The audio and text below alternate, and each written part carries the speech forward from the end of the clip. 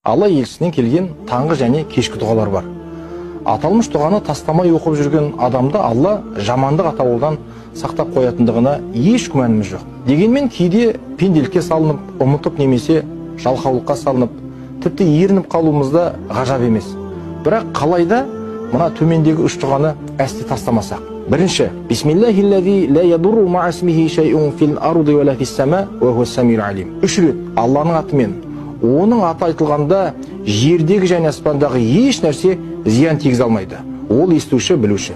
Екінші, А'удhu би калиматиллахи таммати мин шарри ма халақ. Үш рет Алланың кемел сөздерімен, оның жаратқан жаратылысының жамандығынан сыйынамын. Үшінші, Радиту биллахи раббан ва бил ислами динан ва би Мухаммадин саллаллаху алейхи ва саллям набиян.